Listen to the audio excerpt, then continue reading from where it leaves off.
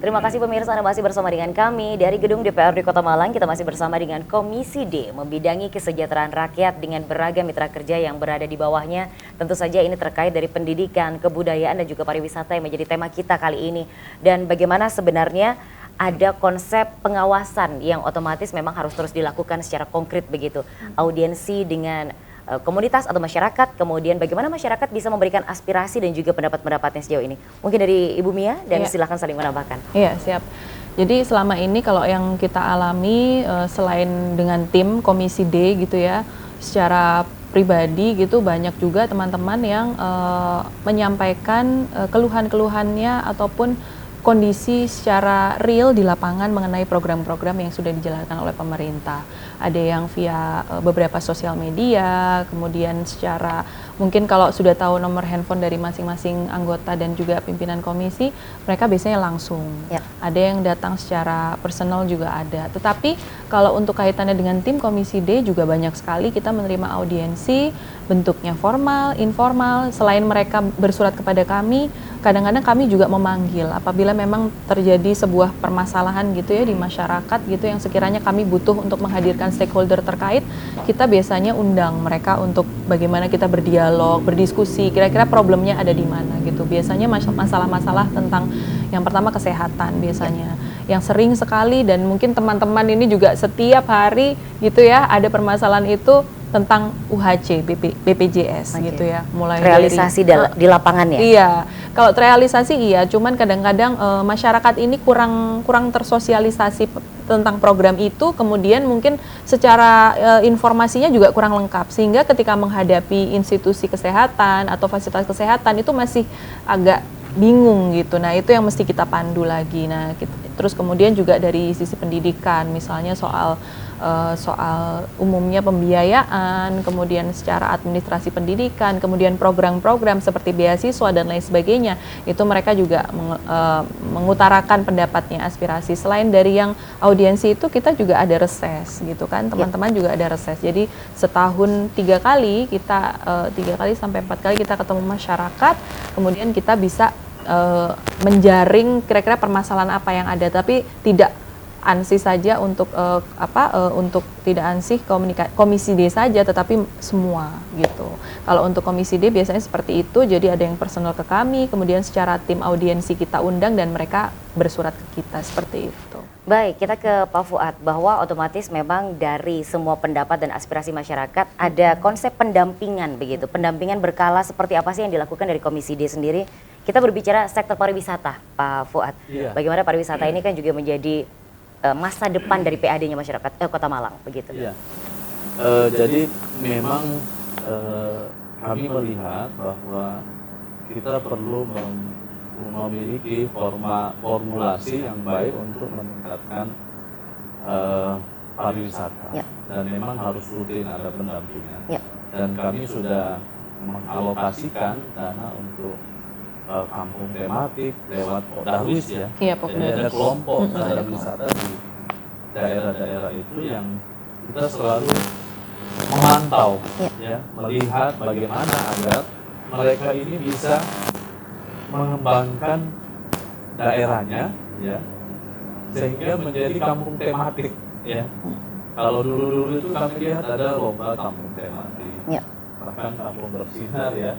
Jadi karena apa? Karena kami lihat di daerah lain itu luar biasa.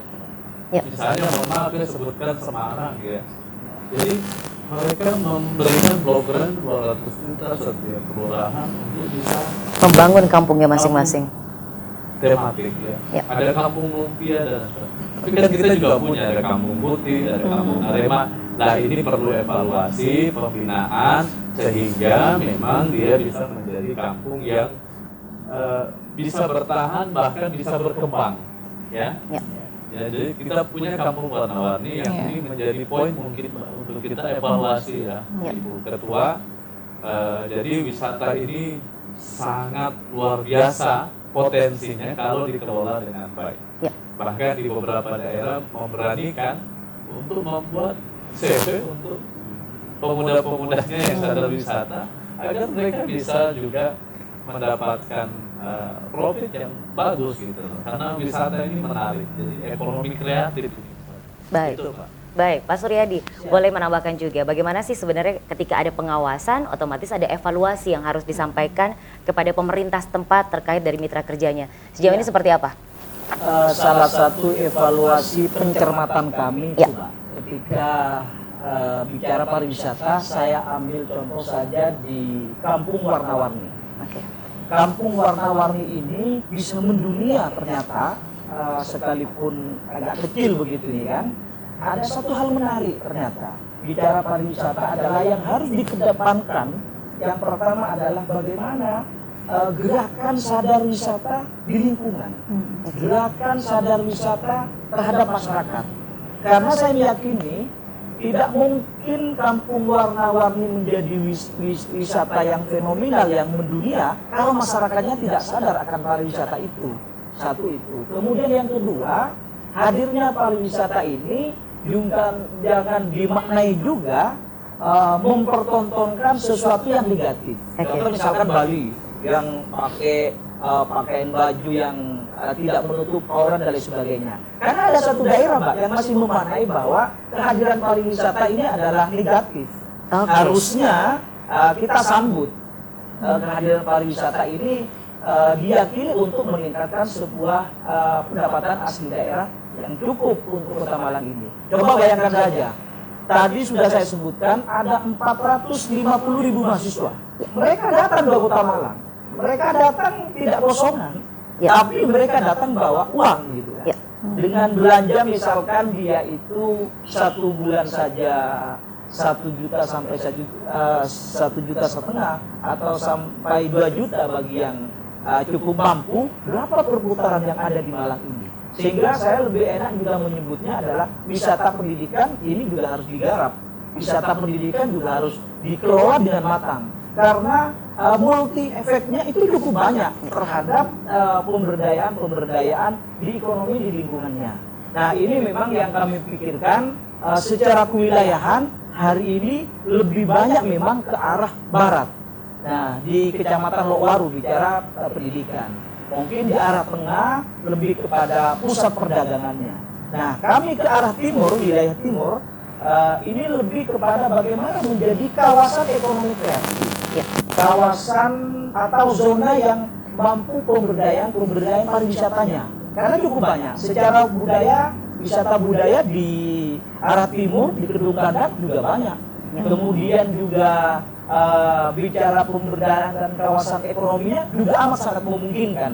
Apalagi salah satu pintu masuknya pariwisata adalah ada di bandara. Yang paling dekat adalah arah timur Kedung Gandang.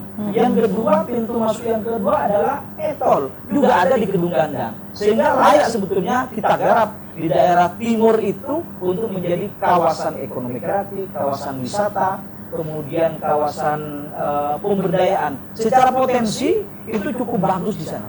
Tinggal bagaimana memperhatikan dan pemerintah hadir memberikan atensi pengembangan pariwisata yang ada di arah timur. Ibu Mia boleh menambahkan bahwa kalau kita berbincang tentang keberadaan pariwisata, pendidikan, kebudayaan, ini kan akan selalu bersama.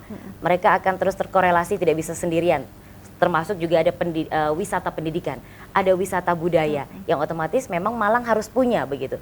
Sejauh ini seperti apa untuk terus memberikan pendampingan kepada masing-masing mitra kerja yang ada untuk bisa terus mengeksplor ini? Iya, jadi kalau untuk Dinas Pendidikan dan Kebudayaan sendiri itu kan di dalamnya ada kebudayaan gitu ya. Yang jelas yang menjadi konsen kami adalah bagaimana kita menumbuhkan atau memunculkan dan menjadikan local wisdom itu sebagai daya tarik yang memang tidak dimiliki oleh daerah lain. Nah itu yang belum tergarap gitu ya. Jadi sebetulnya kita banyak banget loh. Jadi kita kemarin waktu sempat studi banding gitu ya, ternyata paguyuban keris Kota Malang ini ternyata terkenal gitu. Nah itu yang belum tergarap salah satunya misalnya. Terus kemudian kita punya ada jaranan, kemudian mungkin ada bantengan, tapi sayangnya bantengan ini sudah diakui UNESCO oleh kota lain gitu ya. Terus topeng Malangan misalnya. Topeng Malangan, kita punya kampung topeng dan lain sebagainya. Nah menurut saya di sini itu yang perlu kita gali lagi gitu. yang perlu kita gali lagi, kemudian cepat-cepat kita kelola, cepat-cepat kita matangkan, dan kita bisa kemudian jadikan ini sebuah sajian yang menarik, yang memang orang ke Kota Malang tidak hanya heritage-nya, tidak hanya kulinernya, tapi saya kepengen melihat secara culture penduduk Kota Malang seperti apa, secara budaya seperti apa. Kan kadang-kadang kita kalau wisata kota tuh kepengen yang lihat, oh masyarakat sebelah sini tuh gimana sih mereka hidup sehari-hari seperti itu. Jadi bagaimana kita menjadikan apa yang sudah ada di Kota Malang ini, life cycle yang ada di Kota Malang ini menjadi sesuatu sajian yang menarik gitu. Salah satunya seperti dan itu. paket komplit begitu iya, ya. paket komplit, sehingga itu yang kita bisa menarik masyarakat tidak hanya untuk stay saja di sini, tapi memang mereka bukan singgah ya, tetapi mereka memang kepengen berada di sini untuk menikmati waktunya, menjadi bagian dari Kota Malang. Terus kemudian salah satu catatan mungkin juga dari saya gitu ya tentang pariwisata, kita tuh sebetulnya punya banyak potensi tourism information center. Baik itu yang dikelola oleh pemerintah Kota Malang sendiri, dan kemudian kita juga punya yang dikelola oleh swasta gitu ya, artinya masyarakat yang kreatif sehingga mereka buka TIC gitu ya.